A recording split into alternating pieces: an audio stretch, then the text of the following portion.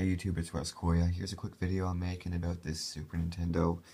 About 2 years ago, I replaced the power port on the back of it because you know how notorious the little pegs are breaking inside of there. So after I ended up replacing that, I tried getting power into it, and it blew the fuse right over here. So I haven't really gotten to looking into it for about 2 years. It's just been sitting in a box. I had nothing to do today. I wanted to just, look at this again and attempt to see if bridging out that location where the fuse goes would power it on.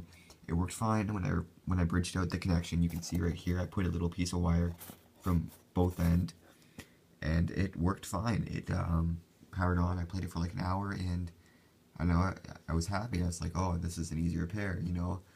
I obviously wasn't going to keep it like that. I was going to have to get the fuse anyways, but I was enjoying it.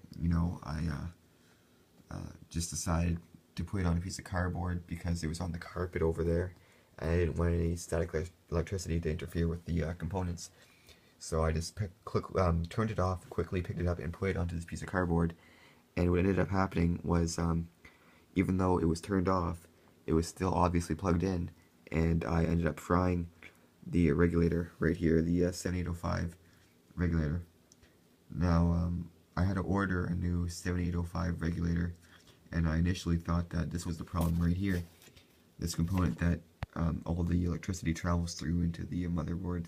But I measured it out on the multimeter, and it gets like 13.90, I'm pretty sure, so that's obviously fine.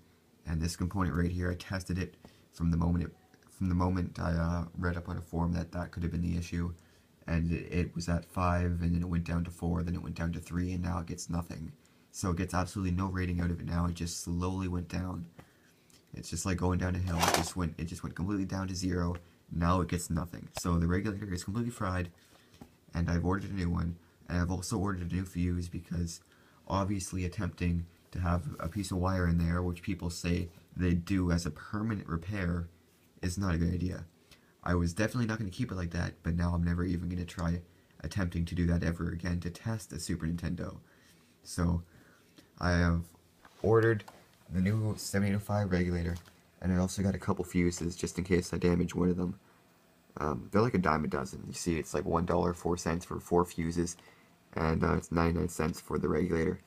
So I'm gonna replace both of those, and it should be ready to go. And yeah, hopefully there's nothing else wrong with it. I've heard that people do the same thing I do. They had the problem and they ruined their regulator, so I don't see how anything else could be wrong with it. I looked at all the capacitors, I measured all the ones out, and they were getting ratings until the regulator got to 0. Ever since the regulator got to 0 on the multimeter, none of the capacitors have had a capacitance. So I don't know what that's about. I'll try one more time here. If I put this down. Okay. Let's try a capacitor here. Give me a sec. No rating at all from a capacitor.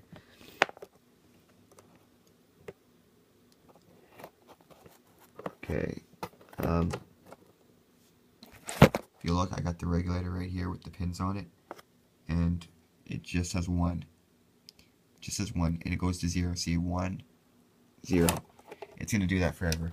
So it keeps going down. That is the problem, and this should get a 13.90 rating on my multimeter. So let me check that out real quick just to make sure it's not going down. Because if it is, I'll be screwed.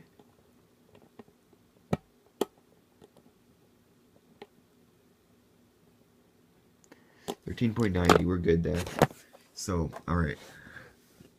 I initially thought that was the problem, and I've ordered a new fuse, 4 new fuses, in fact, just in case I managed to blow another one of the fuses, and a new regulator. So I should never have to replace a regulator again if the fuses are intact, because you can see the trace here.